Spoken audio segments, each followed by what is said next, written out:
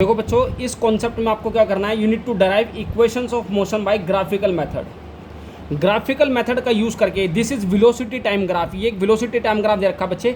Initially your object was here, यहाँ पे था, और यूनिफॉर्म वेलोसिटी से वो यूनिफॉर्म एक्सेलेरेशन के साथ वो ट्रैवल कर रहा है, तो ग्राफ स्ट्रेट लाइन ऐसा बनेगा। मान लीजिए जब टाइम इनिशियली आपने टाइम लिया 0, तो आपके ऑब्जेक्ट का जो वेलोसिटी है वो u है। यहाँ पे आप देख सकते हो v0 से लिखा गया, आप u मान लीजिए इसको।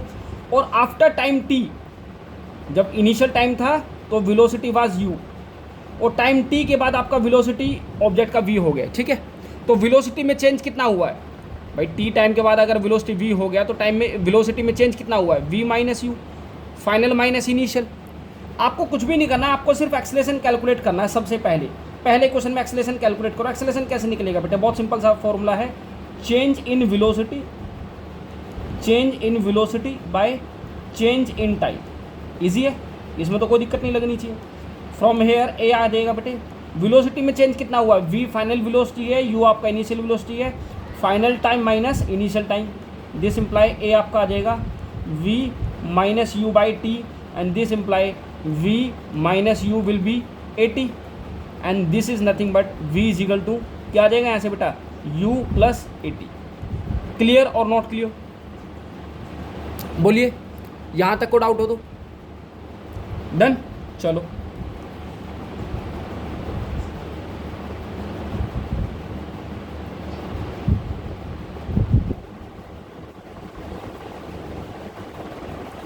यहां बेटे आपको क्या करना है, सेकंड इक्वेशन डराइव करना है।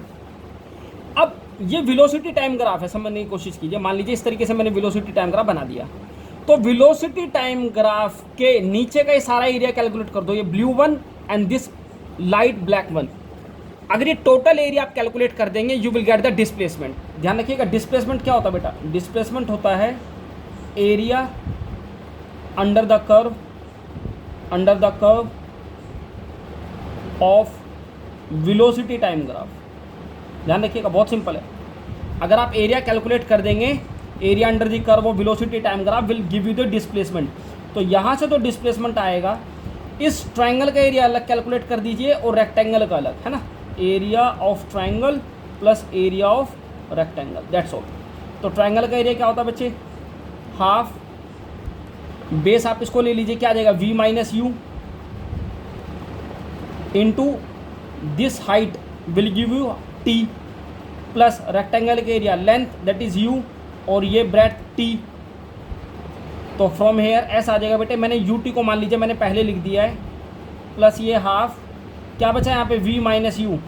v माइनस यू का वैल्यू क्या आएगा बेटे, आप ये आपने फर्स्ट इक्वेशन पढ़ा है, v माइनस यू आपका 80 के इक्वल था, तो v माइनस यू का वैल्यू आप 80 डाल दीजिए, into t is already there, तो this will become like s is equal to ut plus half 80 square, and this is your second equation. Clear, means rectangle का area plus triangle का area will give you the second equation.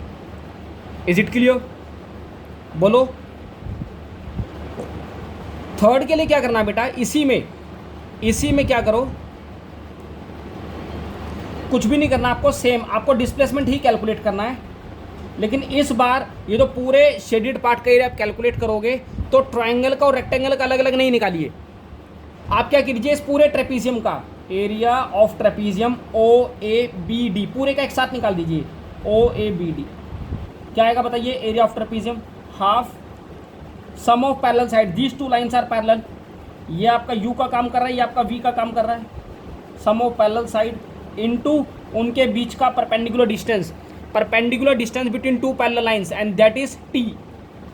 Again बेटे first equation use कर लीजिए। First equation में आपने क्या study किया अभी, v minus u was equal to 80, और from here v minus u by a का वैल्यू आपका t आ जाएगा, और t का वैल्यू आप यहाँ पुट कर देंगे, तो it will become like half u plus v या v प्लस यू, ए की बात है बच्चे, इंटू t का वैल्यू क्या आपका, v minus u by A, and this 2a will go with s, ये 2a आपका s के साथ आ जाएगा, यहाँ से a plus b, a minus b, that is a square minus b square. This is your third equation.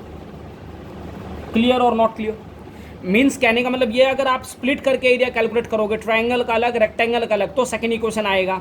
लेकिन अगर पूरे ट्रेपीजियम का एक साथ निकाल देंगे तो आपके पास थर्ड इक्वेशन आएगा। Is it clear?